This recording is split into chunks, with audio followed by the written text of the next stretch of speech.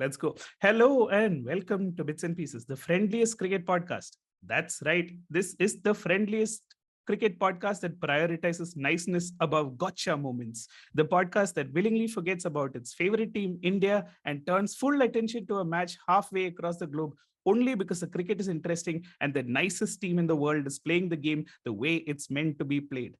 A podcast that unabashedly stands by its views and is not shy to repeatedly admit that New Zealand, for their lack of resources and despite market asymmetry, have punched way above their weight in the last 10 years and deserve to be celebrated. The only cricket podcast in India that has a Virat Kohli poster as its Zoom background on the wall because Kane Williamson is etched in our hearts. And if you had trouble guessing, I am Tony, certified New Zealand fan for life. And this is episode 61 of Bits and Pieces. 61, of course, in Roman numerals spells out 4-0, which is how I predicted the Border Gavaskar series would end. And needless to say, that is exactly how it finished as well. But let me not brag for too long. I will let my friends praise me instead. Joining me today, the best export from IIM Ahmedabad that the cricket world has seen. Before you proceed, already great intro. This is episode 62. Just to clarify. Tony predicted everything except the number of the episode. No, 6-2 is better because 6 minus 2 is 4-0, which is what Tony is great at predicting things in the future, not very good at predicting things that have already happened. No, but 6-2 actually makes sense. This I was wondering if my prediction had gone wrong, but 6-2 means 4-0. No, good. Like 6 minus 2, 4-0. But joining me today, the best export from IIM Ahmedabad that the cricket world has seen. His balanced takes, dripping with humor, have kept us glued to the game for years together. Not far behind are his charming looks and impish grin, the kind that makes you go weak in the loins and wish the Supreme Court of India would wake up and realize it's 2023 and make same-sex marriages legal. This man has been the voice of cricket and the voice of reason for all of us growing up with Bits and Pieces. Please welcome Harsha Bogle. Harsha hasn't joined us, is it? Oh, IIMA has sent an exact replacement. Cool. Please welcome Sidin Vadukut. Oh, not him either. Billions of blue blistering blossom baby cuties. Agacious, ugly Ugg boots. Please welcome Tintin, Nitin, Sundar. Thank you. So thank you very much. Glad to be the Akshar Patel to the very illustrious pair of Ravichandran Ashwin and Ravindra Jadeja that you mentioned. I actually thought that Tony was going to have his intro as, but enough about Harsha Bogle. Now let's talk about that's what I was going for. I did. This is like torture, no? This is the opposite of bait and switch. This is like, it is coming. I will come. I will throw it on you. Like you can see it coming like a truck from very far away. Then it hits you. No, like you have to taste your own medicine sometimes. We also get to control you sometimes. But anyway, also joining us today for the second time, the ugly excuse for a self-serving vehicle that was ridden by two prime ministers has rightly been called none other than me as the chariots of Mayur. But my friend Mayur, who has had to deal with this homophonic joke for all his life, has rightly called it the Batmobile because of the cricket bats it features. The man who gives Willow TV so much business that they call him Willow Fallis. The adroit Max from Detroit, who's never shy of spitting facts. Please say hi. Max Da Vinci, Mayur, say hi. I am getting Willow Fallis tattooed somewhere. At least henna. So it won't stay for too long.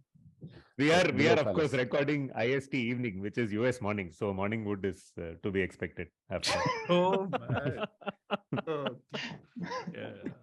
Okay. Well played, Nitin. And for the first time on the pod, we've had to search far and wide to locate this man, the one who knows a thing or two about panels and disturbed furnitures, the man behind architectural products in new age concrete, aka the Ahmedabad pitch, the orator for the curators, the person whose medium puts you out of tedium, the man whom they call DP because he will penetrate you from both ends and not do rubbish like throw the ball to Travis Head, the epic epoch chronicler of Chepauk, the majestic domestic king of Chennai cricket who would have hit Dom Best to the bestic corners of Bessie Beach, the wonderful Prashant DP. Say hi.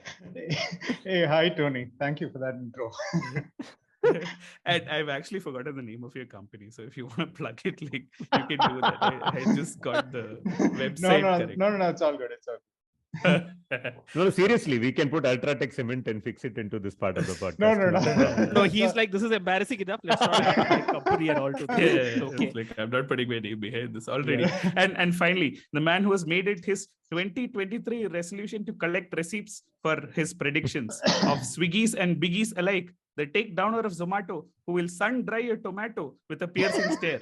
The man who rightly called the man of the series for the BGT would be the best all-rounder cricket has ever seen, Ravindra Jadeja. But also the second biggest fan of R. Ashwin after R. Ashwin himself on this pod to seamlessly transition from business god to reporter of seams of the SG ball, the one and only soothsayer of silk board. Say hi.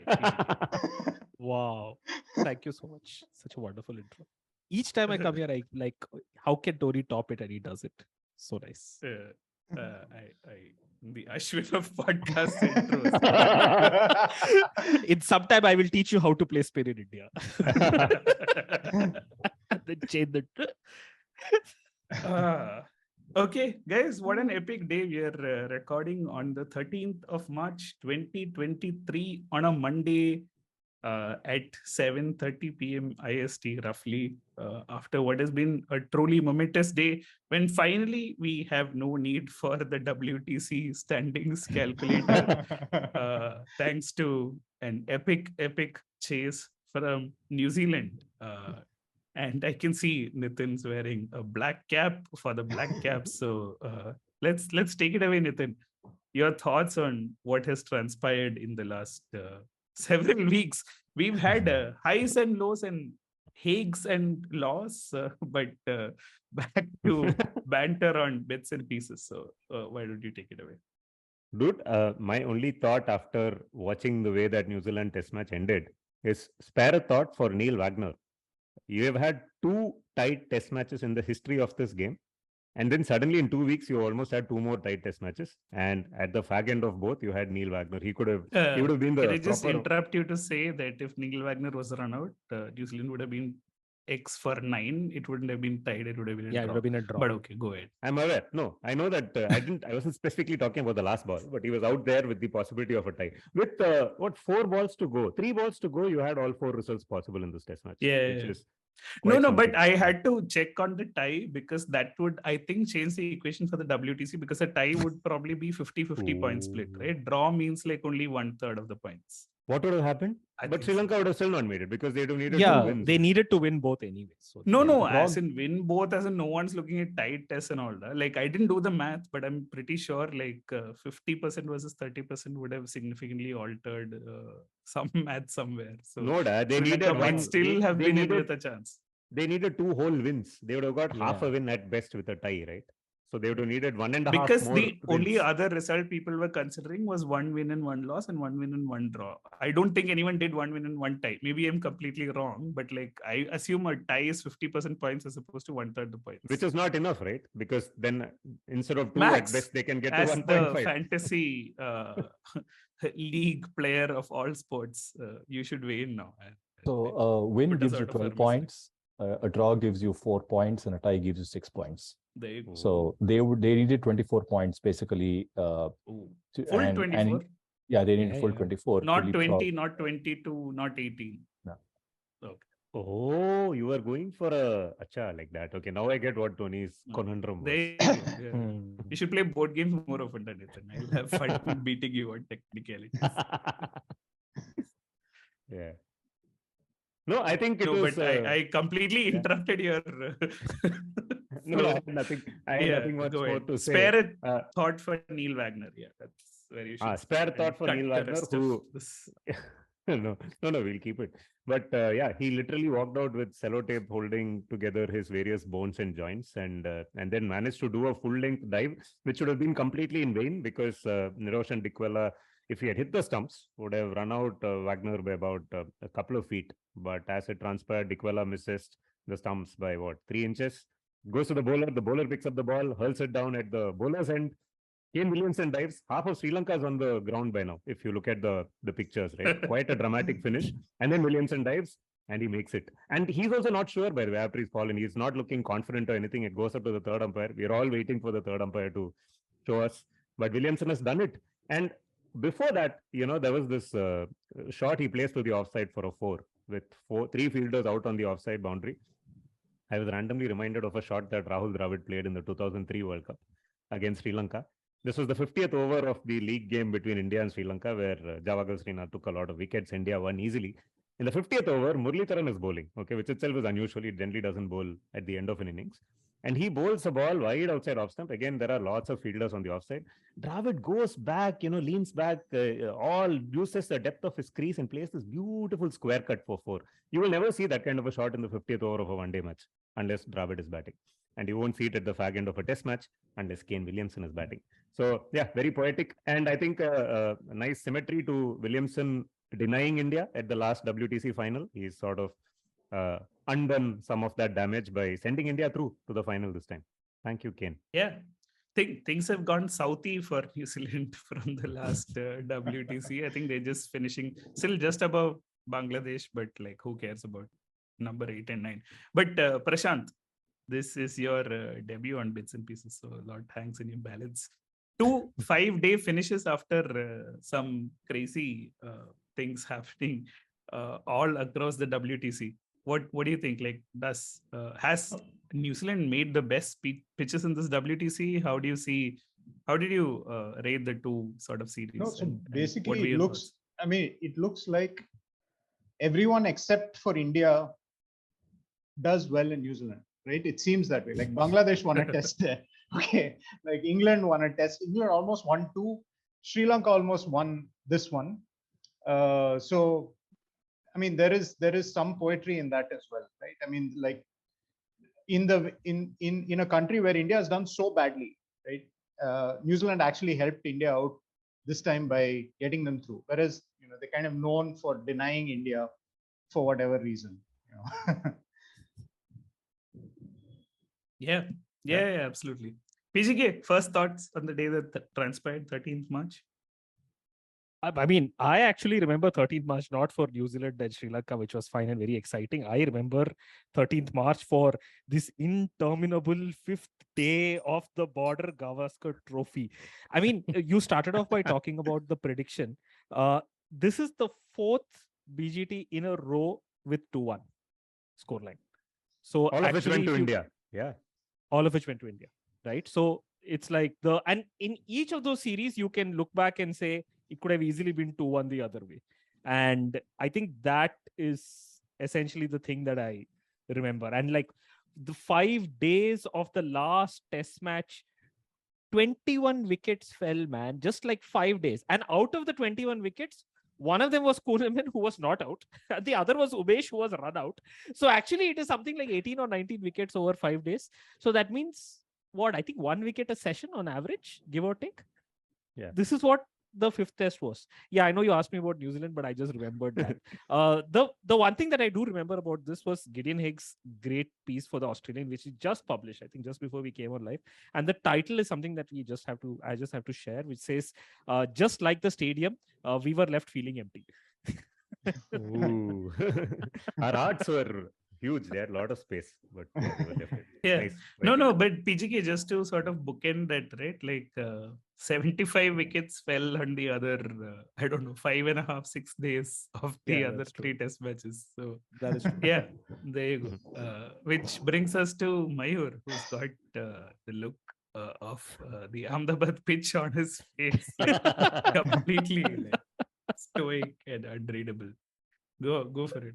So Max. March 13th, actually, for me, reminds me of that semi-final at Calcutta in '96. That was so I always remember March 13th because of that. And then so it was good that today, New Zealand did that because it'll probably be a different memory now. But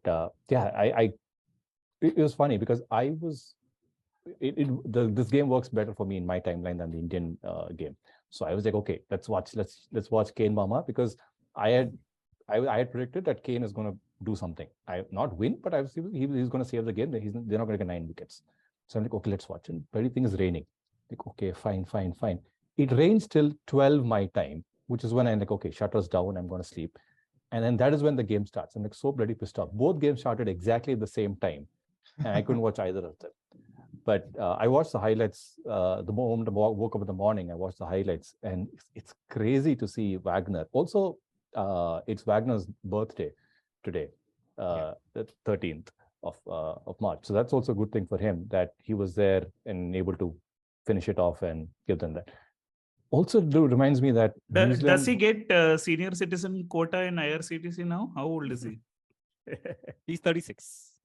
I think this is his last. That's it. Summer mostly. This is going to be his last summer mostly. Dude, he looks like he played and retired as James Bond 20 years ago. That's how old he looks. Don't tell me he's 36. Now I'm feeling good about myself. I don't need to hit the gym and all. Like, what is this nonsense? Please. Yeah. Are you saying Neil Wagner is only 36? Okay, fine. Now you're asking it 3 times, so I might as well check it. Yeah, I mean, I don't there's think like 37. He's 37 years old. Yeah, 1986 born. He's 37 years old. Okay, not a joint in his body that is not creaking, dude. Like, please, like, even 36 thigh muscles are not going to save them. But the point is, Wagner has looked like this for the last 10 years. He has always looked like Sean Connery from, last outing in James Bond. No doubt about it. No, but the point is his excuse is that he bowls 100 bouncers a day. I mean, what's yours? Okay. I shall duck under that very, very comfortably. No, Tony, you asked, no? Like, is New Zealand now producing the best pitches for Test cricket? Yeah. I think they're producing the best rain for Test cricket because this finish only became possible because of the exact duration of that rain. Just in time to leave us with exactly as many overs and balls as required. Also, most importantly, ensured that the last 40 minutes coincided perfectly with the Ahmedabad lunch. So people could, in the middle of their dhokla, like tune into this game, including the Indian team.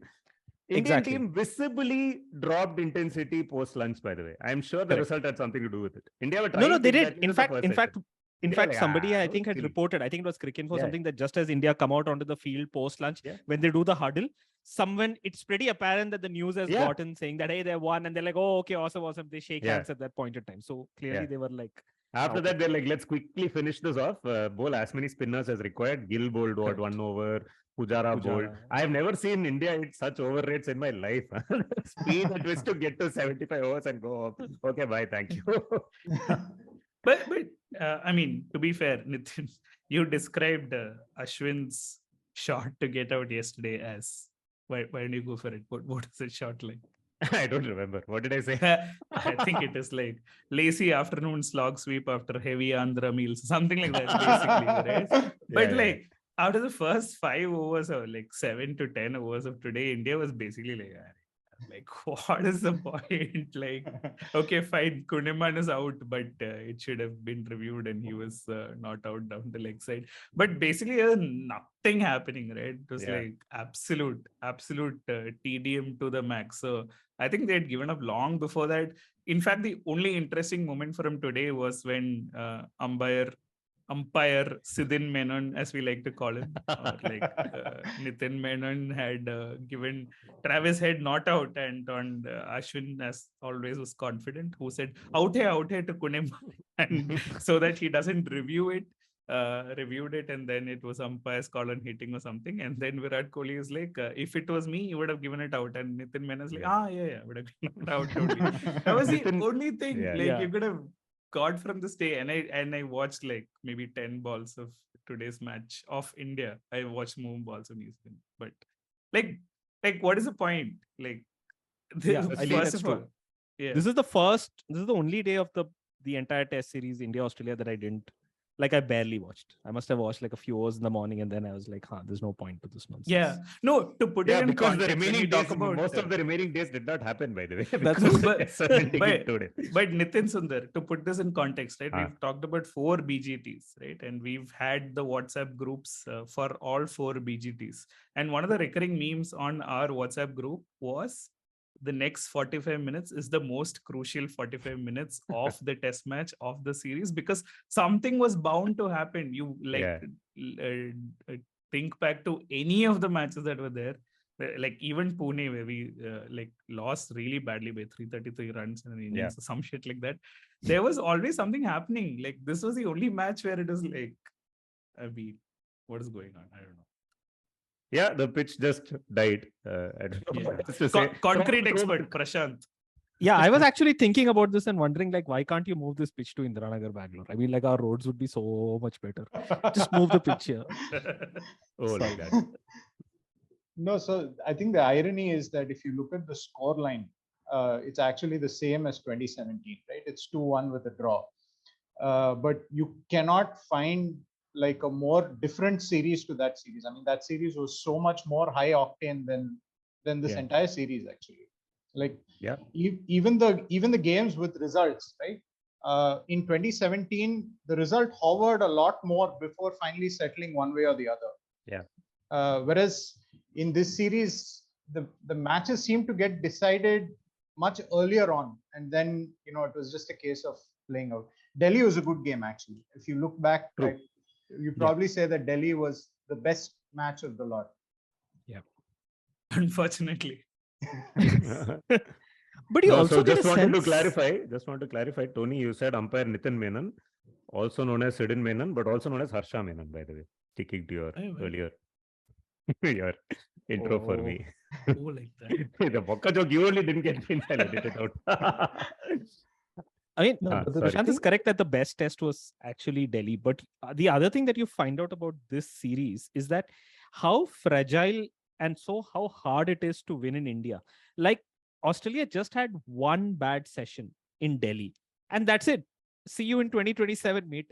Over. That's a little oversimplification, right? Because I think like the all other three test matches were competitive purely because it was in some senses lucky draws, right? I think like Nitin and I did like a Roposo live on the second day of this test match, after which has never called me back. But okay. But basically, useless fellow. Basically, the key stat there was on day one. It was the first day of this entire test series where no DRS reviews were used, right? And on day two, the first DRS review that India made was absolutely bonkers. If you remember, I think it was Khwaja like padding out way outside the off stump to a ball from Ravindra Jadeja. And it like basically they were like, "Arey, 3 reviews are there.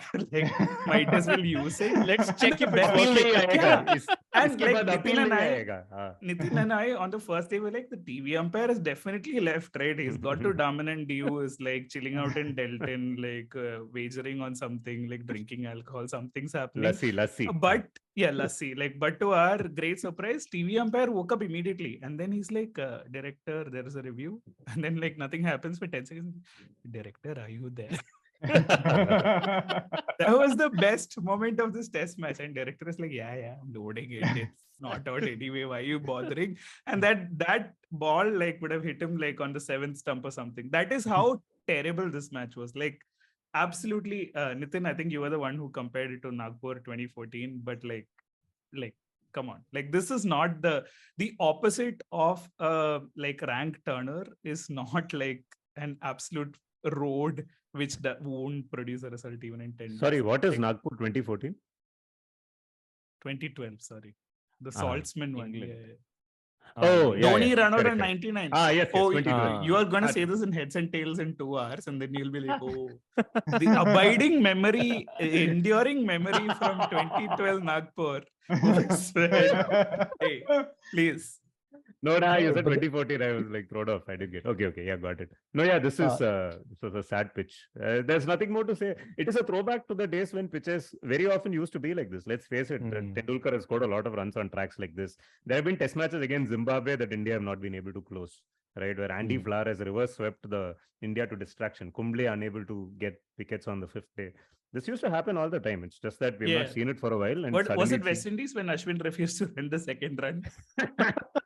which brings us to Mac's analysis by someone saying that Ashwin's bowled in completely different eras, and like it's not fair to compare his average to Harbhajan and Kumble's. What is your take? No, for sure. Also, it's about the support they had from the rest of the pack, right? Versus if you look at the support these guys have had, it's not the average of your best bowler. It's the average of your the remaining bowlers is what determines what happens, because it's where the pressure gets left off from one end, which is why you have someone who's made 700 wickets. Another guy was taking like close to 400 wickets, but then you still had, run fests that were happening. But the other thing was, I wanted to say was is with the whole thing with the pitches, right? Is that the first two pitches were okay. They were not bad. They were okay. And, and India showed that you could play on them. It was not crazy or anything. It's just that Australia the first day they had a brain fade. That's how the first test went, and the second test also they had that morning session brain fade, and that's why that went that way. Either both of those should have easily gone 4 days, at least is what I feel. But there's this line from Tropic Thunder, one of my favorite movies, where Robert Downey Jr. says, "Buddy, you never go full retard," right? And that is what happened, because they're like, okay, we've done this for two things, and we'll just take it completely to the other end. You pull a string and a rubber band so bad, and that's what happened. So they went full retard on the third test, and then everyone, Rahul Dravid itself is animated now at lunch, so everyone's kind of spitting on them. The media is going crazy. The only two tests that Australia have won in India have both come on pitches with demerit points. And then now they're like, okay, shit, we have to now do this Indian uncle thing of overcompensating. So we will overcompensate and go the other way. And they give you this kind of a pitch. Both of these pitches were shit, the third and the fourth. But, luckily for us, we had two brain fades, which helped us make sure both these pitches didn't matter to us. But the fourth one, to be very accurate, the fourth one was cow dung, that must be said. Tony, I know you're dying to crack your favorite joke, hoist by their own retard. Why have you not yet cracked it? Yeah. It is, what is it? Chanakya Niti or something. Chanakya Niti. Okay. No. Okay. For me, this test match, it was very symbolic, because it started off with a big crowd. It had a procession of waving politicians, lots of promises, speeches were made, photos were taken, gifts were exchanged. And then a lot of time passed. By the end of it, nobody was really there. The result was a foregone conclusion. And there was really no change in ground realities. It was almost, it was metaphorically, the state of Indian politics, I would say, was reflected in many ways by this test match. Very fitting. And that Modi mobile, we have to talk about the great Batmobile. Before we go there, Prashant, to finish, as an ardent... To finish what you were saying, sorry, it is 5 days of boredom bookended by 2 presentation ceremonies. Hey, you're talking about Indian startup offsite, right? Anyway. Oh, wow. 5 days. Okay. But no, Prashant, I just wanted to bring you in. As someone who probably watches like domestic cricket spread over 5 days, right? And like definitely not pitches like this. This is not like, have any of the 4 pitches represented what cricket in India truly looks like, what you get on Ranji pitches? What is his obsession with, like, what is happening? Like, who's to blame? Or like, is it par for the course? Just compare and contrast to pitches in New Zealand, which have been producing results over 5 days. Your own experience of Ranji and whatnot. No, so actually you would get surfaces like this in Ranji Trophy quite a bit in the 90s. I mean, guys like, Ajay Sharma, Ajay Sharma would have batted for 5 days on this pitch. Okay, like there's no only stopping to take Amol Mazumdar's entire career is on pitches like this. No, but I mean, Amol Mazumdar got runs everywhere. It's not only on. Fair. I mean, but what I mean to say is that that was a very heavy scoring Ranji. You had guys like Sitanshu Kotak, for example, from Saurashtra, who made like tons of runs, and there's no way you can dislodge him, because he refuses to get bored, basically. I mean, he refuses to take the bait. More recently, I remember in Chepauk, there was a Ranji final, Rajasthan versus Tamil Nadu. 2012, I think. Yeah. 2012, exactly, correct. So more recently, as in 11 years ago. Okay. Correct. No, but I mean, and this is where the masochism comes in. No, as a Tamil Nadu fan, every year you think that this may be our year. And that year, actually, Tamil Nadu had reached the finals, and then we go there, and it is like this multiplied by 10. I mean, it is that much worse. The pitch just went to sleep, and Rajasthan never got bored, and I think they scored like 1 million runs, and 700 or something. It was bizarre. Akash Chopra, I think, was playing for Rajasthan that year. And I think after that, he was like, I've seen enough. I'm going to write a book. He put the book out, no, Beyond the Blues. I think after that, I want to write a memoir just about this test match where I batted for 5 days. Maybe he wrote it during their match. You just don't know it. He was Yeah. so bored on the pitch, he's sitting and just writing. But pitchers can do that to you, right? Some people start writing books. Other batters just refuse to show up to bat. Usman Khwaja and Shreyas Iyer, like, sorry, we don't even want to bat here. It is so bad. But then on the flip side, I mean, I haven't seen pitches like this, but I've read about pitches like this where which turn so much that, I mean, I don't know if it's true. It's been written about, but apparently Sunil Gavaskar batted left. Batted left-handed because the pitch was, I mean, there was that much of a Raghuram Bhatt. Correct. Some random memory has Exactly. been Yeah. Yeah. So, I mean, I think Ranji Trophy has seen it all. Yeah. As much as we outrage about what happens at the test level, I'm sure it's been seen, done and done. No, but just to conclude this, like, I think unless anyone disagrees, the worst of the 4 last BGTs that have taken place, 2017, like by far, right? Like, easily. No, in fact, 2 of those BGTs were, let's face it, all-time great series. So it's not easy to compare with them. But even the third one, when actually, India won all 3 were pretty epic, right? Like the first one, I would say when India won in 2018, it was a fairly easy win. In fact, they almost won it 3-1, right? They were close to winning the final. In fact, it rained out in the end. It was like a damn squib like this at the end. Yeah, India were going to win the final test if not for rain. So I would say that was a little more one-sided, unexpectedly so. We didn't expect India to easily win in Australia. But but that was also, it was a fairly well-fought series, and Australia played well at Perth to win that test match. India had to play really well in Bumrah's immortal Yorker to Sean Marsh. He just remembered and retired from all forms of cricket last week. So. Are you talking about Bumrah or Sean Marsh? Dark Too early. And what, man? Just because Ashwin got man of the series, you'll say this is the worst BGT or what? Because Jadeja also shared it. Right? That also you have to share with someone, it seems. Bloody, we'll make YouTube videos, we'll teach people how to play spin, we'll go do auctions, then we'll come and put reels, we'll score runs, we'll take wickets, and that again you have to do sharing, it seems. And then you call someone else best all-rounder. Exactly. Yeah. Unacceptable. Poor Ashwin. But also, like, if trump cards were to be released from this BGT series, right? Akshar Patel with average of 86 or 137, some shit like that. Like, what is going on? What is the trump card equivalent of Akshar Patel's batting average in this series? I would say King Kong Yokozuna chest 50 or something like that. Wait. But only to be beaten by Narendra Modi chest 56, but... Enough about the Ahmedabad Test. No. Yokozuna biceps 25, which would have trumped your Bam Bam Bigelow biceps 23, Nitin. I'm pretty sure. No, but Yokozuna had several vital stats that were, sounds very odd, but Yokozuna had several things on which he was top ranking, right? Correct. Whereas Akshar Patel's batting average in this series is the only stat on which he is best in class. It's like, I would say it's more like King Kong Bundy or Mabel. Do you remember Mabel, who had a weight of 230 kilos? So, this is more like that. Yeah. I would go out and say India would not have won the series if not for Akshar Patel's contributions with the bat. Yeah. No, but then the question is, I think he has 2 not outs in the series. What the fuck? And that's not Ahmedabad either. He's unoutable. Yeah.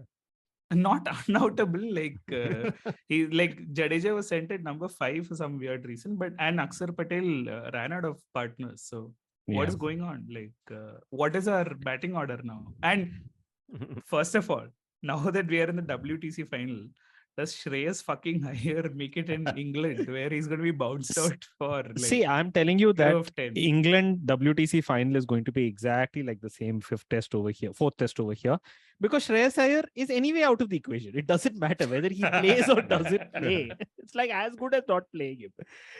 It's dude, Shreyas Iyer is injured for every one-off test, which means he will miss the one-off test once again. Right? This is what you said about Rohit Sharma before the series. I also endorsed it, but what did I say? I have no idea. Rohit Sharma has missed half the tests. No, like this time we played 21 tests or something, and he's played 30. Anyway, so this is the podcast that is famous for predicting BGT equations like 5 months before BGTs happened. This is where, WTC final predictions. One sec. This is where PGK comes in and reminds all of us what great predictions we made about the Indian squad for this series roughly 2 months back. Go for it, PGK. The stage is yours. I have only one It was question. nice knowing all of you. I have only one question. Yeah. Where is Srinath Sripath? Where? Covered left the WhatsApp group. He just left. The minute Ashwin started getting wickets, he's left. I'm leaving. I am not watching this sport anymore. I'm doing digital detox. Please see you later, alligator. And I am like, dude, you spent your career reporting and writing about cricket, and now you are no longer in the cricket group. So for the other two, because Mayur and Prashant are like wondering what's going on.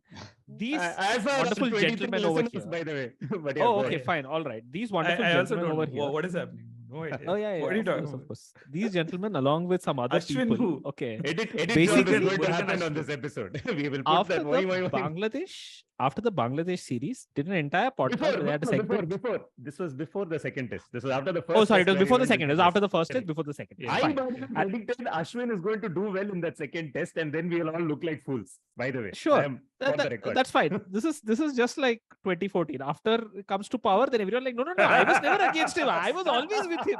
I don't know what you're talking about. Delete tweet. But enough about Kohli's captaincy. So these people essentially did an entire segment on why Ashwin should be dropped. Is it time? Is it too late for Ashwin? Should we drop him? Yeah, probably we should drop him. It's like, maza nahi aa raha hai. Let's just see who else is there. Washington Sundar is there. PGK, after listening to that episode, sent us. I remember the message he sent on the WhatsApp group. Guys, you're losing all your credibility. What credibility are you talking about? No, but I think, but batting PGK, one second.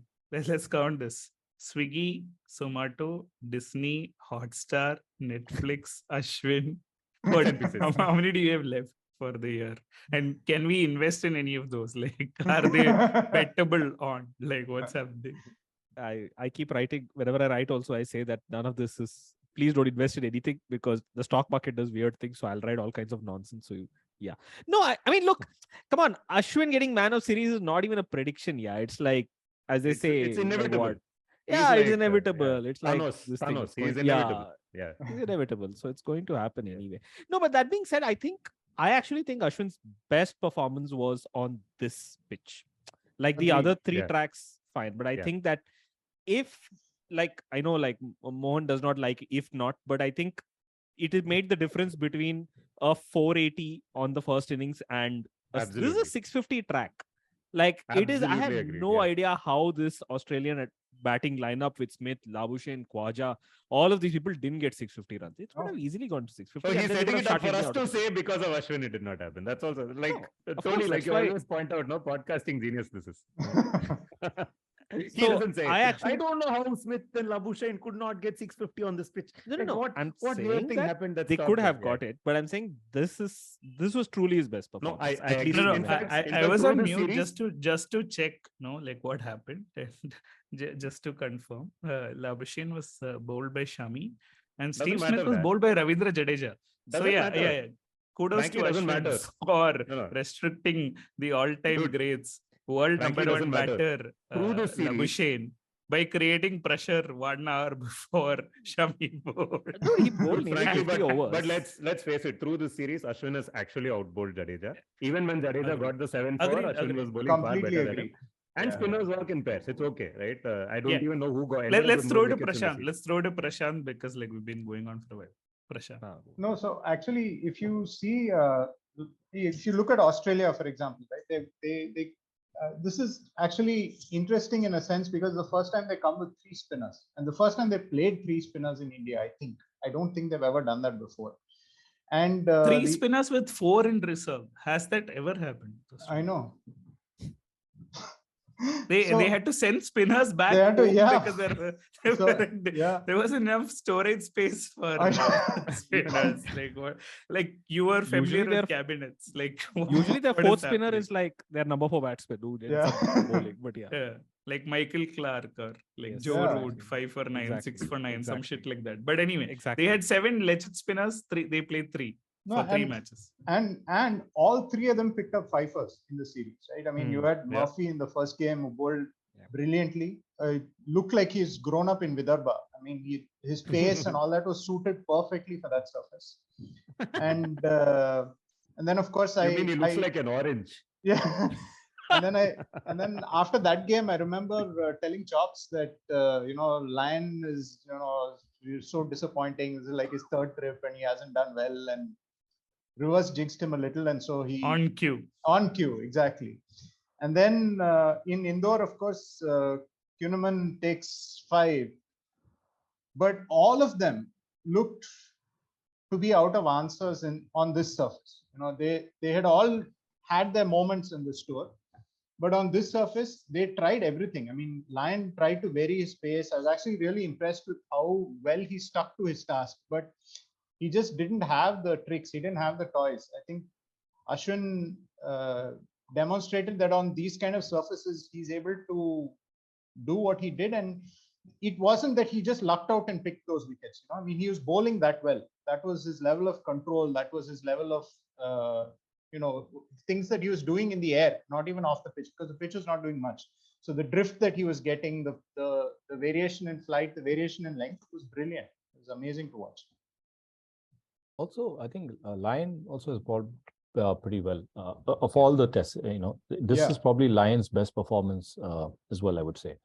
I agree. It's despite not picking up a bag full of wickets. And the reason I think why Ashwin did better is because Ashwin uses the crease a lot more compared to Lion. Lion is still your top of the, he's still your top of the ball spinning, and he doesn't use the crease as much, which is why he needed those stark foot marks to kind of start coming in asking questions. Ashwin, because he uses the crease a lot more, he was going closer to the umpire. He was going a little outside, away, trying to create angles within the air because the pitch wasn't doing much. And it's interesting, the whole Kuhneman thing, right? And we were making fun of it. I think I was on 60. I think we were making fun of this, wherein like Swepson, poor guy, cannot do anything. They're bringing guys who have played for second division Queensland team to play the test game and all that. But think about him. Like, I don't know if he's going to play again for them or not. Mostly not. But he will go back and tell everyone that the guy, he used to play for Queensland second division, opened the bowling, opened the batting, and got a fifer in India. Right? The T. Natarajan of Australia. Yeah. Yeah, no, but like Prashant, you make an interesting point about Ashwin's variation in flight, which is pretty much the tactic that Australia also employed by like variation in flight for different spinners. Like Kuhneman came in, flew in much later. Swepson flew back to Australia, flew back Ashton again. Ashton all of that. Yeah, Ashton Agar went the Agar other way. very famously. Went the other way. Yeah. Variation in flight, big time hashtag Thomas Cook's unofficial sponsors of bits and pieces. But You can't win in India unless you.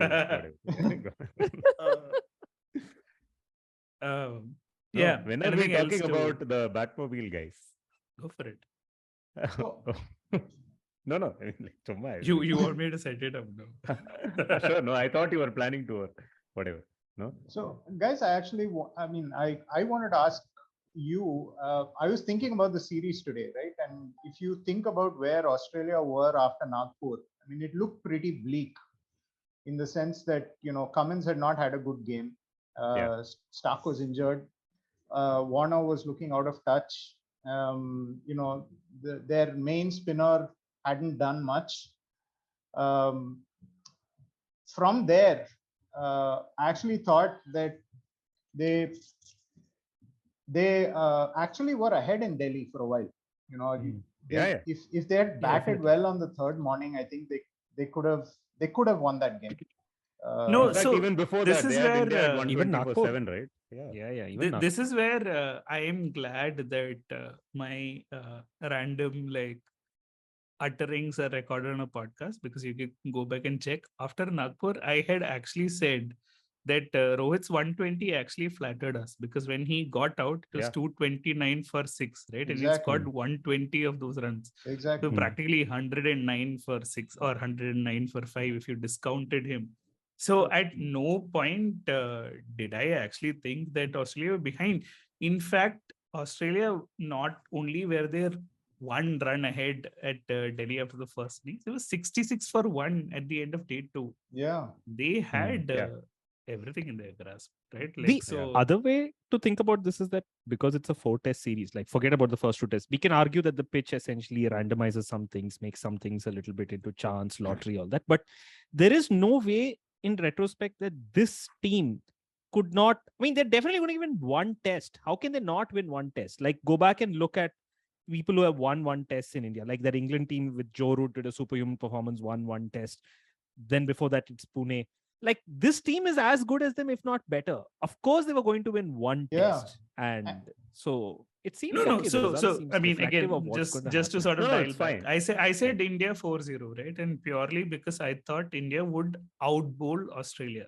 My surprise out of the first 2 tests was at no point did it seem like India outbowled Australia. In fact, like, Australia's spinners were bowling much better, and India's pacers were probably bowling much better than Australia's pacers, right? So if it came to a spin versus spin show off for the last 2 tests, I actually had my money on Lion Murphy and Kuneman doing better than Ashwin, of course, next level.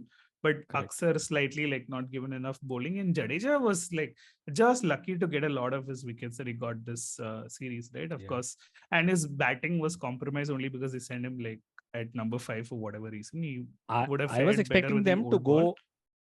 I was expecting them to go in the streets of Ahmedabad and find a lion lookalike to come and bowl. No, It's but like, the point you is, bowl. I That was only think Todd in Murphy. Australia's spinners actually outbowled India's spinners after the first 3 tests. That is my assessment, which No, is I like would a say very it's- strange thing to say. I don't know if they outbowled India. I mean, verdict is out. I personally don't rate either Kunaman or Todd Murphy all that much. Lion is in a league of his own, I believe, one of the best spinners to have come to India in many years.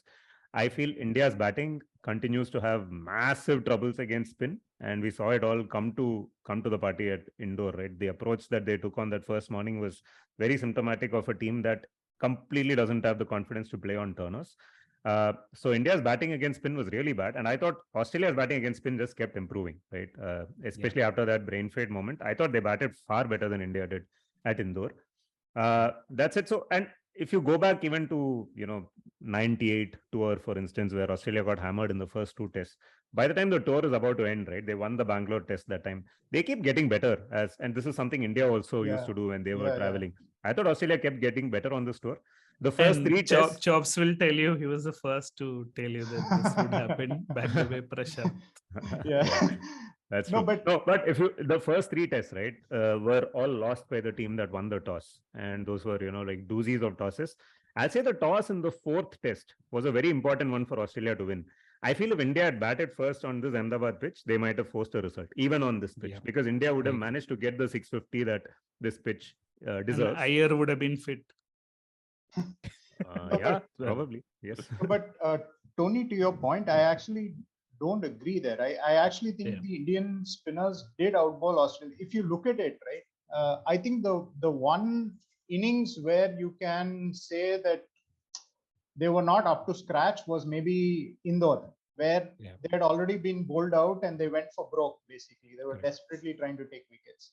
But otherwise, you can't really point to a session and say that, they were either inaccurate or ineffective, or, that where they didn't do as much as could be demanded of them. I actually thought they bowled better, and it, I mean, the figures bear that out. I mean, both of them, I think, are averaging sub 20. Ashwin and Ashwin is at, I think 17 or something. 16 or 17. No, like the problem is a lot of this, and like I am happy to like be proven wrong. Like forget the intro. Like I don't rate New Zealand highly, but I did think they would beat Sri Lanka at least in one test. But the point being on the morning of day 3 in Delhi, right?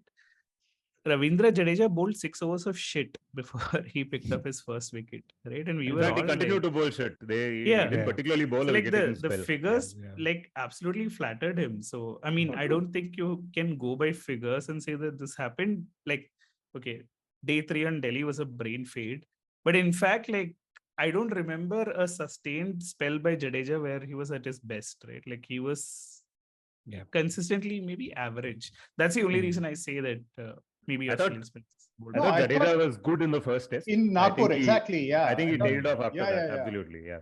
Yeah, because I felt like for that kind of a surface, basically attacking the stumps and keeping it close, keeping it tight, worked really well for him there.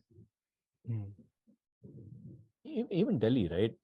I think he said it on in one of the interviews later that he and Akshar had spoken that as long as you keep it within the stumps, that's all you need to do. So Yeah.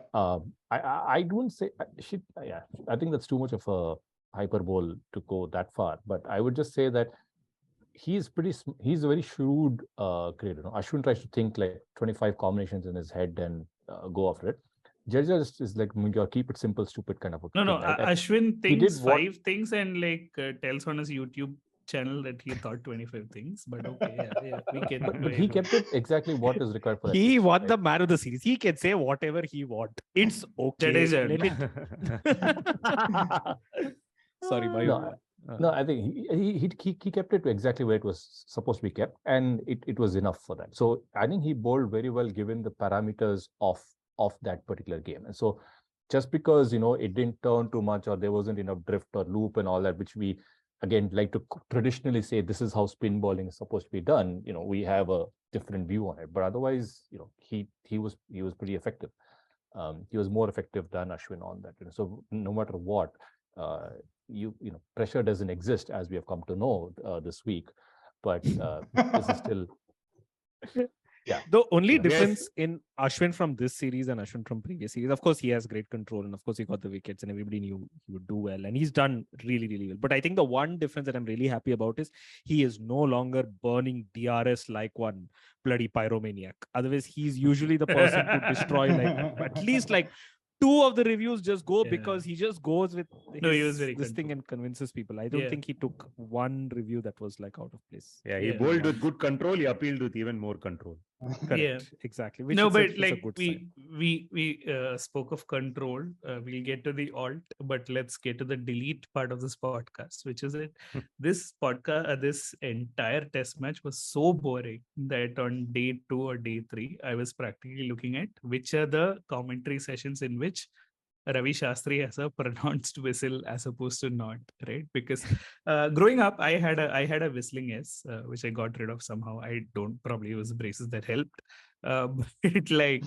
But between Mohan and me, we were looking at certain sessions. If you are masochistic enough to go back and play the replay of this entire test, you will see there were certain commentary stints where Ravi Shastri had a very whistled S, very prominently whistled S, and less so, right? And obviously no analysis to this, which is why it's the delete part of the podcast. Let's switch to the Can you control show of the us ball. can you show us what a whistle desk is? Because you guys kept mentioning this on WhatsApp. I had no idea what you were on. No, Oh, it's basically when you for say him. S, right? I can't whistle that now. Basically, I think it happens because of a gap in your teeth or something like that. But Mohan's theory was it depended on how much Ravi Shastri had to drink before that session. Lassi in Ahmedabad. No, Yeah, and because you're in Gujarat, you can't systematically drink throughout the day. So you tank up at certain points during the time when your delivery person comes to you, right? Which is why it prominently features Really the delete enough part gas of in this the podcast. tank. We will Yeah. know the answer to this question when we have to ask asylum seekers to answer it, because they will be shown this video again and again during their torture sessions of watch the 5-day test match at Ahmedabad. Okay. No, They first will listen to tell. this podcast. First listen to this podcast where these people talk about. Yeah, They'll go count and the watch number of that. times he whistles. Go Yeah, watch they this. will say Assalamu This- alaikum and they'll go back. But this is not actually far from the truth. If you remember, far from the tooth, I said, far from the truth. From the If you truth remember is the a South other African Latif, captain. where how they were torturing the other Latif was by Yes. playing Barney, right? Yes, correct. I love That's what I was you, thinking about. You Yeah. love me. We're Wow. the best friends that can be. And so from like the Talking border about friendship. obscure podcasts, recommending Yeah. other obscure podcasts. For the Yeah, benefit yeah, of our but Hey, listeners it's who are not an thinking obscure where- podcast. Come on. Yeah, it got Okay, Rashid once again, Latif. there is no Rashid podcast that is Latif. not. There is no podcast that is not obscure. Not by Rashid the Latif, way. but Abdul Latif Nasir, the gig at Radio Lab, which whatever. Anyway, but the point is, control Yeah. part of this podcast was about the spinners and the bowlers control. Delete part is about Ravi Shastri commentary. Alt part is about the batting. And like, have we come to any conclusions at all after Virat Kohli 186 with fever and all of that? Him being like the number 2 Fever. scorer in the series. He had fever. Clearly, you're only yeah. following Ashwin on social media and not Anushka Not Sharma. Anushka Very bad. Sharma. Very bad. It was unwell. No, I think this was Kohli's 2004 Sydney moment on a pitch that was absolutely harmless. 2004, He just- 2014. No, No, Sachin's Sachin 2004 Tendulkar. SCG. No, Sachin's yeah. 2000. So basically, he decided, I am going to get my 100 here. It doesn't matter what. I am not going to take a single risk. If it means I only hit 5 fours in my century, so be it. I will run and get my runs, which is what he did. Well played. I hope it heralds better times for Kohli in the No, future. but the question is, has it answered anything at all about the Indian batting lineup? Like, does KL Rahul deserve to be dropped? Is Gill a better player because he scored a century here? Like, is Virat Kohli now undroppable because of 186 on like an absolute road that Nitin Gadkari is proud to like inaugurate? Like, what is going on? Like, zero answers have come out of this series. No, true. And like, One thing I would say is Kohli's 100 does drought. Cheteshwar Pujara even deserve a number 3 spot? There's like zero things that except that Robro can captain and probably open. Not really well, by the way. But so then, like, Robro is what? asking Okay, Gautam let's to go go around the after the table. bowling. What is your ideal batting 5? Let's forget the keeper because that's a separate discussion. What is your ideal batting 5 for the WTC final now?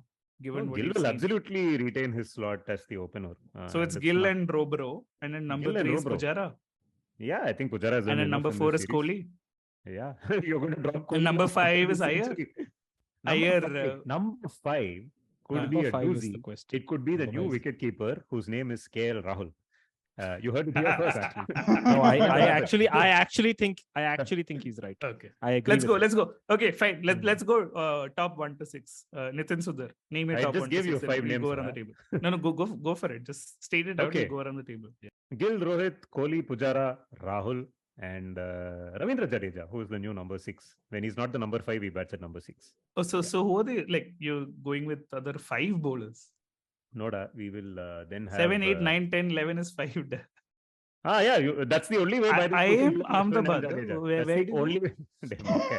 That is the only way, by the way, you can play Ashwin and Jadeja. Now, the key question is, does Ashwin play the WTC final? Because we have 2 months now to go before the WTC final. In the interim, there is going to be a one-day series against Australia. We can't even say what are these meaningless one-dayers because 4 months later, there is a damn World Cup. Let's come back to this. Let's go around the table. And then there is Pick your an top. IPL where Ashwin is going to suck balls as always. Jadeja will do it for CSK. And Hey! he will walk into the team. Yeah. Okay. Has Nitin, nobody okay. learnt anything after the previous podcast? Boss, Right. the last time Ashwin did something of note in an IPL, he ran out Was Josh last Butler year. at the bowler's end.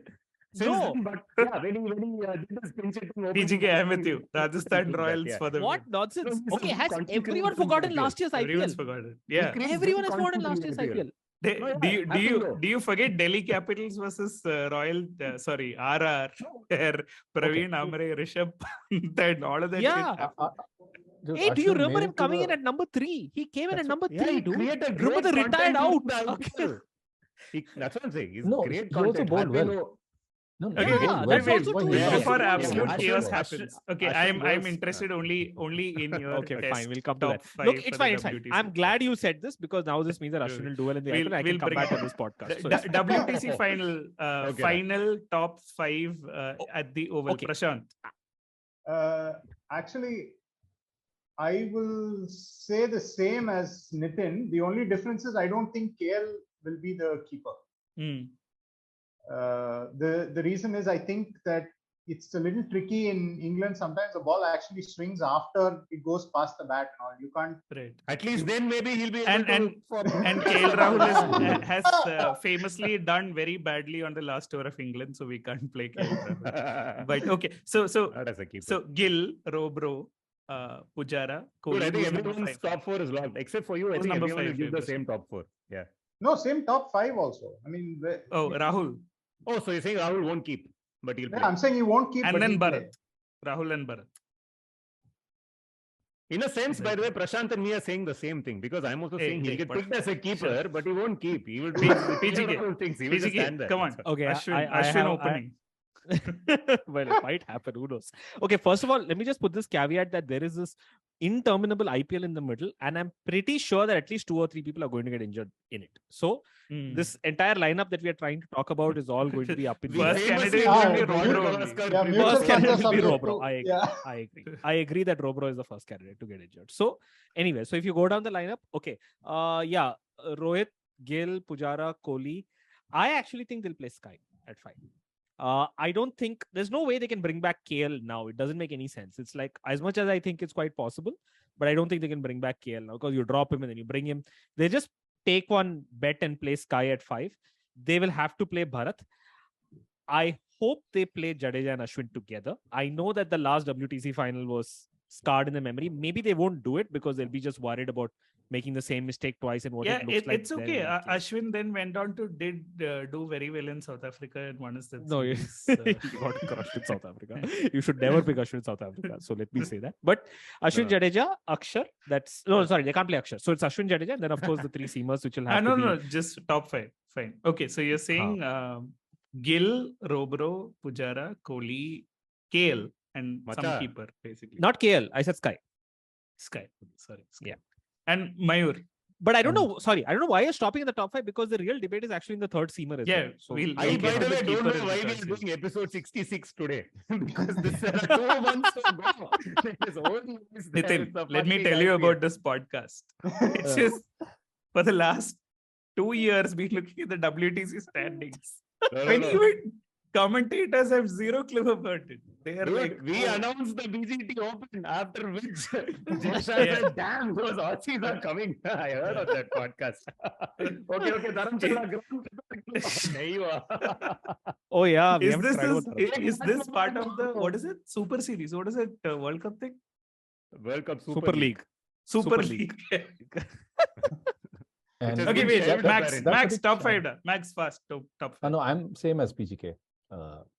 Okay, Sky. Okay, and the keeper, Max. Let's start with you. No, Bharat keeps. Bharat. Okay, done. PGK. Just the 3rd keeper. seamer. Bharat. Prashant.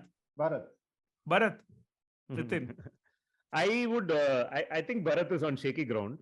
Partly because he dropped like 3 catches, but also he is not an IPL. He's not going to do much in the IPL. Whereas Kishan and Rahul will get amongst the runs, and the selectors then have recency bias and all of that. So yeah, if I'm Bharat, I'll sweat a bit now.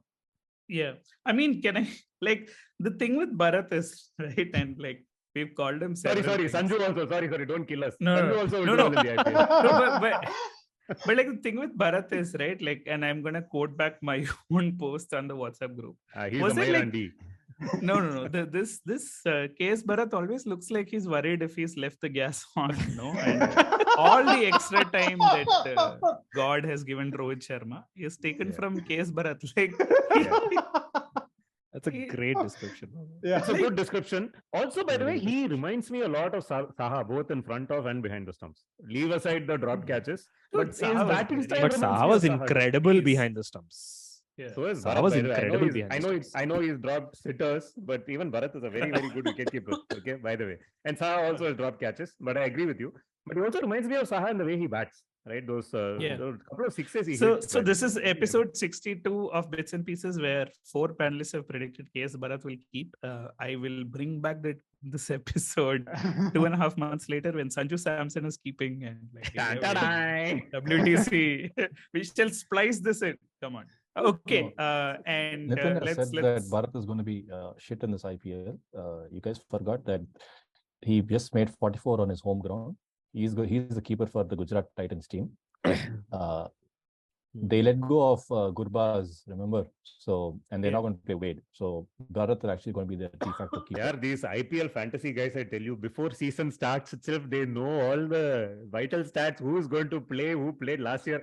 And like last minute, I'll see who's in the team. I still think Ashwin plays, by the way, I'm not sure. Just don't mention Ashwin Miller. play for Rajasthan. You just do. Does Ashwin He plays play for Rajasthan or Delhi? Even that I don't No, know. Rajasthan. Okay. He plays for Rajasthan along with I- Joss Butler and Sanju Samson. Correct. He's correct. Those And are the 2 Yuzvendra months that Chahal. Tony and I are friends. Correct. Come on, you should. Yeah, that's true. It's that same meme. So, I think this will be a good year for Bharat. I mean, he has had 2 years where he's been an understudy to Karthik at RCB and then to Pant at Delhi. So this is the first year where he's going to get a full proper season where he's going to play. So at Gujarat. Max just identified himself as the only person in the world who knows where Bharat played in the last 2 seasons. Forget this season. Last 2 seasons, understudy. Yabba. Okay. Yeah. Let's. Good luck to Bharat. Yeah. Speaking of IPL, Nitin Sundar, you wanted to talk about.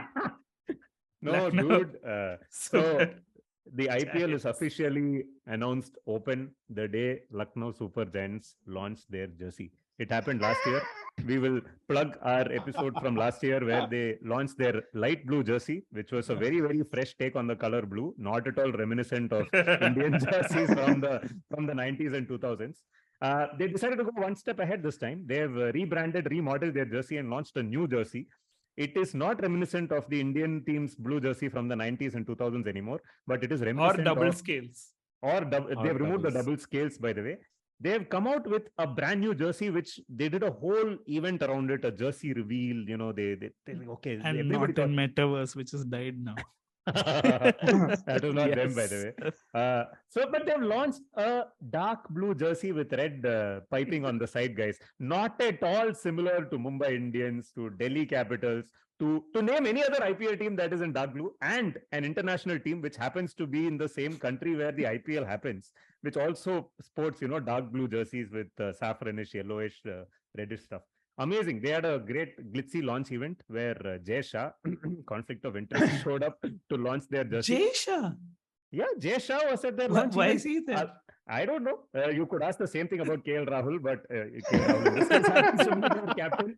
He was there along with Gautam Gambhir, looking Gautam grumpy Gambhir. as ever, and Mr. Goenka, the owner of the team. And they launched the jersey. And there is actually this video where Jay Shah picks Gambhir's hand, literally drags Gambhir's by his wrist and makes him hold the jersey and pose with others. Gambhir gives the air of someone who doesn't want to be part of this event. But I think that is just Gambhir in general. But amazing, guys. Amazing, right? It is just brilliant. Like we will. I put think the clips. best description of the jersey came, I think, was it Karthik who basically said that it looks like a rinse soap. Oh, And yeah. it was Yeah, that it is was completely on correct. point. It looks exactly like Yeah. Surf Excel rinse soap. Rin, some super rin. It looks like rinse soap. It looks Yeah. exactly In like fact, rinse soap. on the sidelines of this launch, there was this interviewer who's asking Gambhir, trying to drum up some excitement in the Gautam Gambhir DNA, asking him, "Aren't Good you luck. excited? What do you think? Aren't you excited about this jersey?" And Gambhir says, "Well, of course I am. I used to bleed blue. What can be better?" Right? It's just perfect. I'm not making any of this up, guys. I'll share. I used to bleed blue.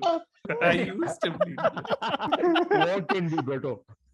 As the Unbelievable. resident Now IPL I expert bleed of this orange. podcast, I have to correct you, Nitin Sundar. That jersey is not reminiscent of Mumbai Indians or anything. The color is different.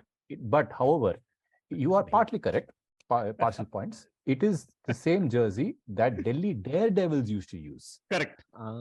It was the colors of the Delhi Daredevils. And red, yeah. Ever JSW. since- No. See, you are a very, very nuanced IPL observer, Max. I must tell you this. The IPL is about over-the-top garishness that smacks you in the head. If you have seen the new promo that has come out, which was shouting from the rooftops with cardboard cutouts of Hardik Pandya, and it's that time of the year, and Rohit Sharma, you would agree with me. But you're the only person who gets all this nuance. KS Bharat was an understudy. This is a, off turquoise blue. Then nobody knows much. It is dark blue. Dark blue means dark blue. That's all. But yeah, sorry, didn't mean to. Thanks. Yeah, okay. Max is going to say, but the RGB of this is different from. You can't do that. RCB. Hex codes will be RGB. shared in the show notes. Pant is blue. But I want to Oh, ask Max. Oh God, the theme songs are coming. Nitin Sundar No, has just but I wanted reminded to us why ask we you started guys. this podcast in the first place before hitting nonsense high watermarks like Gideon Haigh and all that. He used to be all about But they since we're used talking to about be IPL, Willy, Wiley, I want to say. We used Like to be giddy and high before we got Gideon Gideon Haigh. Max, is there any nuance about RCB? That's all I want to ask. What is your nuanced take about RCB? I have a take. women's team or Before men's Max- team he'll ask Before first. Max goes, I have a take. Rohit Sharma. But today your take is announced- not nuanced, but you can give it. It's okay. I will give it because giving asked for Nuance opinions is my- Kulashekara. Come on. They have the I best had- YouTube channel. The best. Not the what best we should tell. YouTube channel. Ashwin fan disagrees, by the way. But today Rohit Sharma said teams that don't make the playoffs, those players will be sent to England to acclimatize for the WTC final. I think it is great news for Virat Kohli and his fans. He will have enough time to get ready for the final of the WTC. That's all I have to say. The But WTC ca- final ca- starts can he 5 play- days after the IPL final. Which But can means, he play for Surrey? which means the presentation ceremony of the IPL will still be going on when the WTC final starts. But can Virat play for Surrey? Because Chepu is the captain. And I know Smith is going to be playing for Surrey 2 games to prepare for the WTC final. Can he bench him? Can Pujara bench? You mean bench press? Macha Max, you play fantasy league county cricket also. Where a level. Surreal, but spelled with Surrey and like Yeah. this stuff. But wait, once again, how do you know that he's going to play county for 2 matches before to prepare for the WTC? He's said dotting the it. joints, Ra. Come on. He is the headmaster of that school. What do you say? No, he signed a contract. So Chepu is the I captain. saw the contract. Okay, nice. All right. Wow, another level. Good. Hello, no. it is called the Max Life County Championship. Max runs the cricket. Oh, To be God. seen on Willow TV. Yeah. Anyway. But it's interesting because Ajinkya also has a contract, but I don't know. But he's been picked by CSK, so I don't know if he's going to play. Dude, the it'll be games or not. epic. If he You comes in realize as 5, Ajinkya is going to come into the WTC final and win this, right? After But wait a Navro sec, is wait a sec, injured, wait a sec. The Shreyas scoop- Iyer is injured, Sky is injured, everyone's Yeah. injured after IPL. No. The Jinx scoop of this is gonna do podcast this. is that fantasy god Max is predicting that CSK will be in the playoffs. Okay. That's all I have to say. That's CSK. I was trying to slide that in, but you got it. It is the headline. Hey, tomorrow. but Ben Stokes is playing or no? Mayur? Yes, Dhoni is confirmed. Oh, is CSK is the only team that is having This full-on is- practice match. No team is even Nitin, thinking of the IPL. to CSK give has been daily posting net sessions. Yeah, heads and because that tails is all- throwback. This is like Ganguly bringing back Srinath. Dhoni has brought back Ben Stokes. to No, but the CSK. key part is MK Stalin brought back Dhoni. Dhoni was about to announce his retirement. Stalin said, no. He Poor, will play. poor Prashant's like, I might as well go run Chepak and like look at the Bismarck empty stands which have been like trying to be built up. Prashant, is that Yeah. stand finally going to be built? Is Chepak Yeah, it's back all or done. is it- It's all done. And actually, that brings me to what do you guys think of the ODI series that's happening before Oh, the they- IPL? say so. Yeah, Is it part of Super League?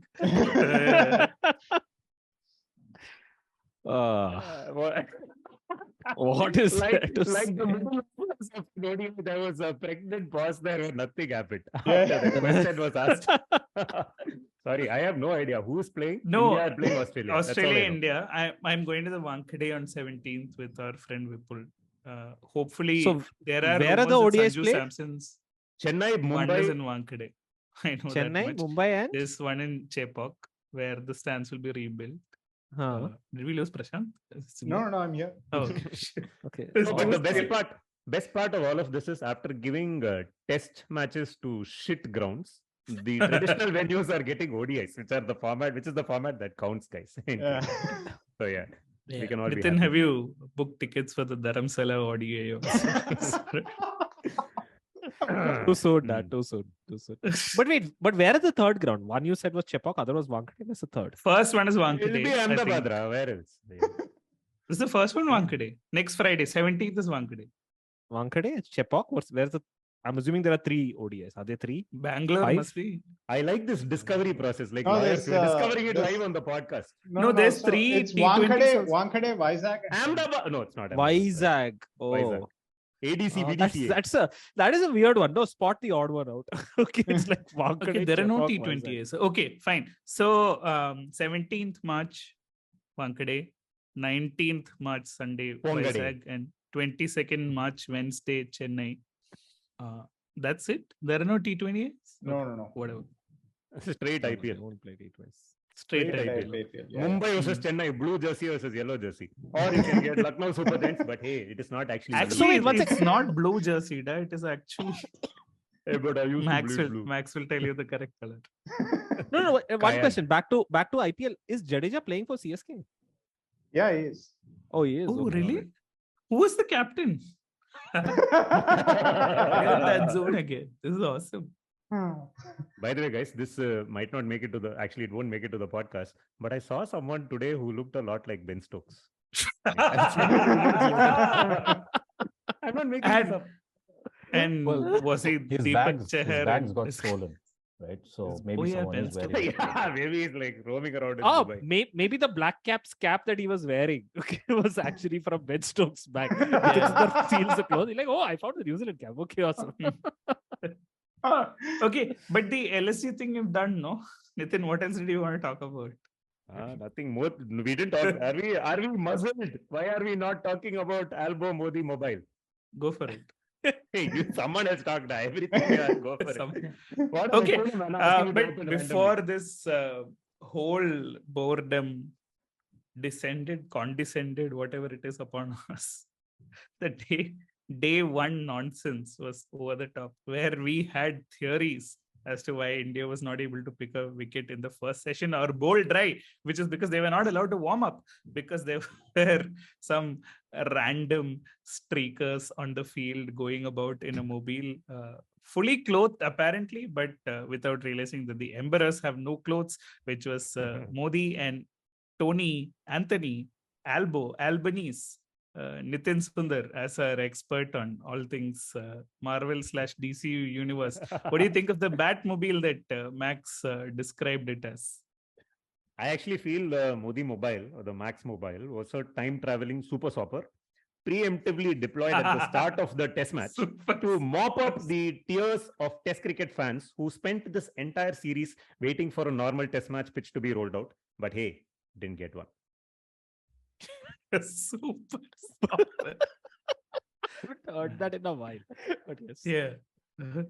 But thinking of like random stoppages, do you remember that match in New Zealand which got stopped? I think this was during the World Cup because somehow they'd laid the pitch not north-south but east-west, and like at some point the sun was in the batter's eye. Like, what a random country, dude. All you had to do is put a pitch in proper orientation. So till that happy day that we are they are able to do that, we shall take pride in India's preeminence. Yeah. As an aside, I don't know if Prashant any was aside there is good. in the 99 Chennai test match between India and Pakistan.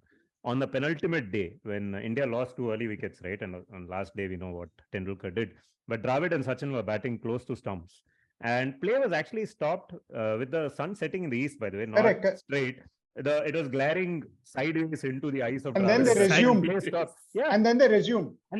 They stopped for 10 minutes because the sun was between the sunshade over the stands and the wall of the stand or something, and it was glaring. They waited for it to go below, and then they played another few overs. Correct. Oh, yeah. Did they give him one like India Cement sunshade with that? If you remember that elastic, which is also like They would have it in the ground. India Cements was the name of the stand where I was sitting. No, actually, I was sitting at Bharat Petroleum, but there was an India Cements stand in the old Chepauk.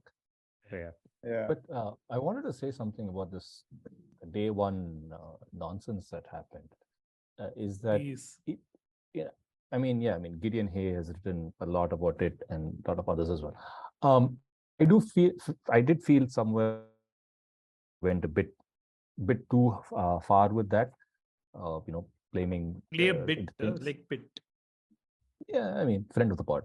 So, but still, this is where I don't understand this whole thing. I mean, heads of state watching sport is not new. You've even had proper dictators also do that.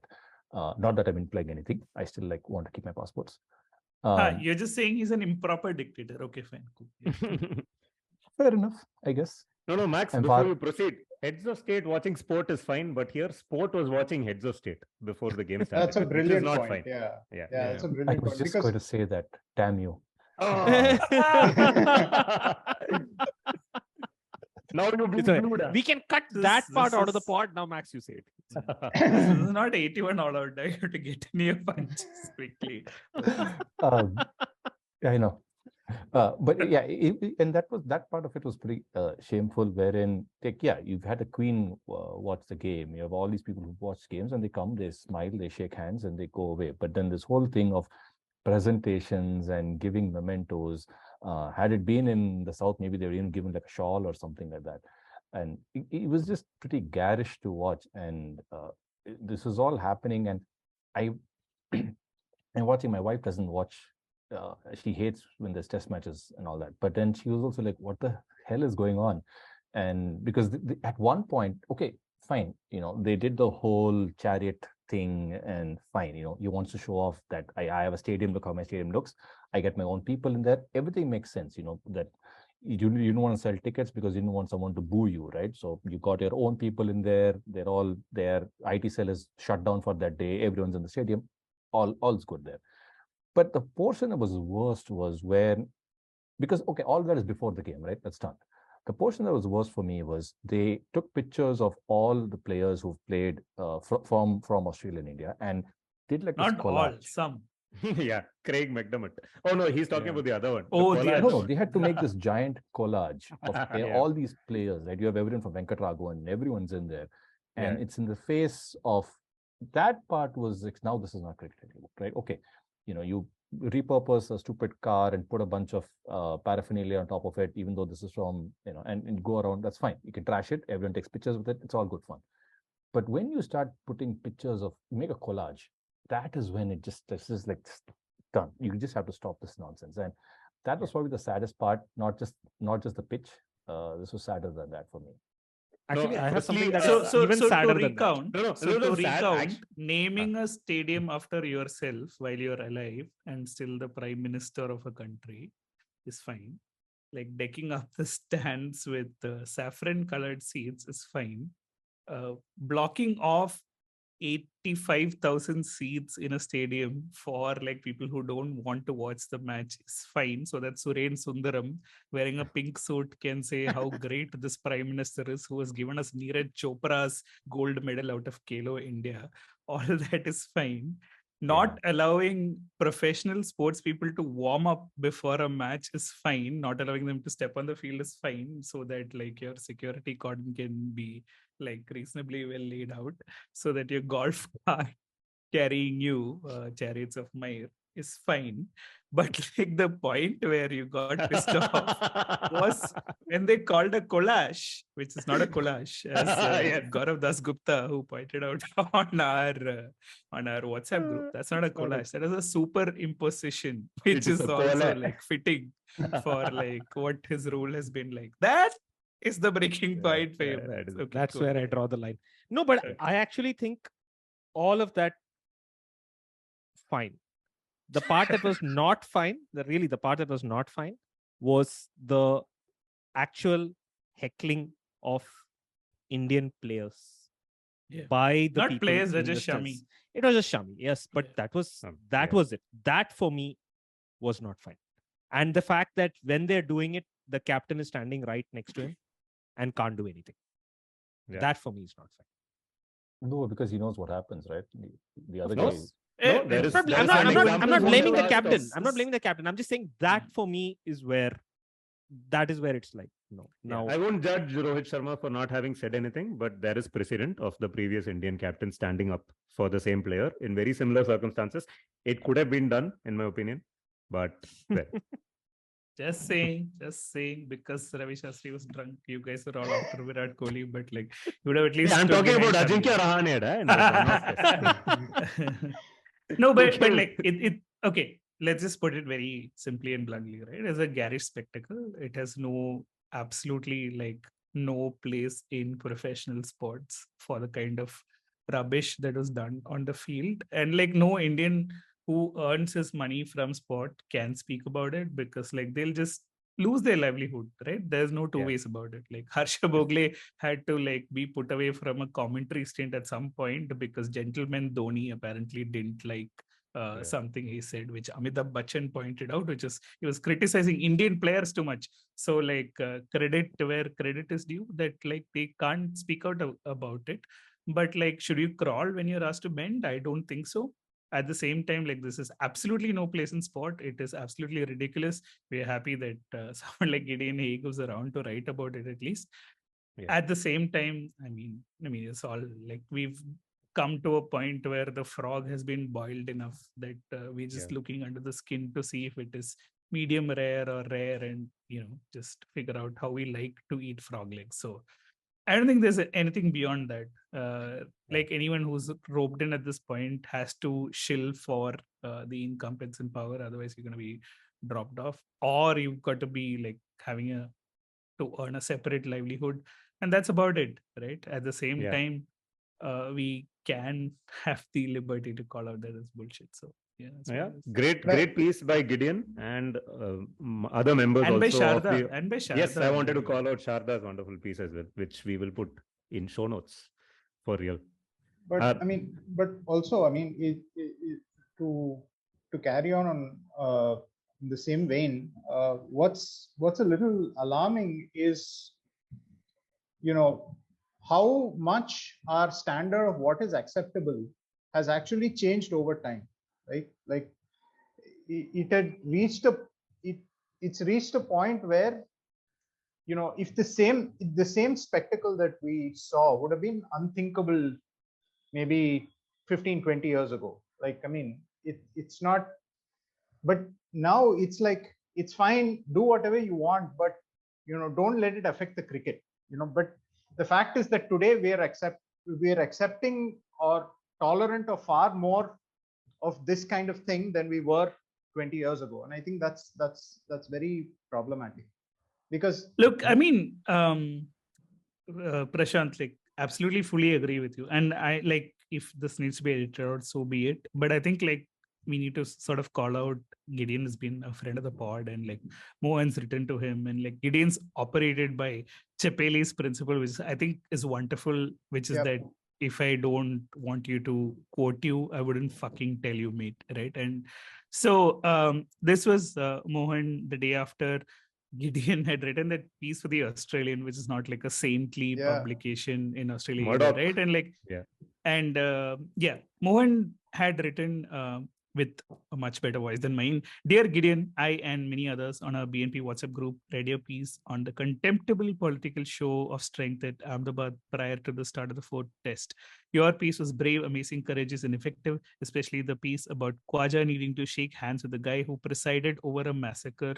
By the end of the day, a Muslim born in Pakistan had quietly scored a sublime century. The irony is deliciously poetic, but that's not why I'm writing this. Your article is honest, sharp, and hard-hitting. I have not known anyone as courageously honest as you. Please stay safe. And Gideon said, thanks, Mohan. I'll be fine. And if I'm not fine, that will draw attention to the repulsiveness of the regime. So maybe a net gain. I wrote the piece simply because I know it is difficult for Indian journalists to do the same, and I'm glad it has provided them with some solace. Incidentally, it was an interesting challenge getting into the Australian, which never saw a right-wing strongman it didn't like. They initially refused to publish. I had to force the issue, threatened to resign, etc. They buried the piece on the website, turned comments off, are now running letters critical of me, and have commissioned a piece attacking mine for the weekend. But that's life, yeah? Yes, I enjoyed it yesterday, and I'm looking forward to today very much. And of course, I think it was Tony Abbott who supposedly take down piece of the Australian, which is not a take down piece at all, but we are in agreement. We should have this discussion in more depth and with a lot more time at hand, with a little bit of beer on the side at some point. No, but till then, Thank you for listening to Bits and Pieces. This is Nitin, Prashant, Max, PGK, and Tony signing off. Thank you for all the love that you've been giving us across all podcast channels. Give us 5 stars if you think that our podcast needs more listeners, which we'd like to get. And if you would like to feature on Bits and Pieces as a panelist, we are the friendliest podcast. Do write into any of us or at BNP_cricket on Twitter, and we would love to have you. So until next week, this is bye from all of us. Say bye, guys. Bye. And I also want to call out one thing. Very much like the Ahmedabad Test match, we started off with a big crowd, but now that the match has come to an end on this panel, which is very fitting. Yeah. For all the people who have stuck by us, this is bye. Bye, guys. Bye. All right. An episode like none other. Edit's job is going to be Hey, what is this?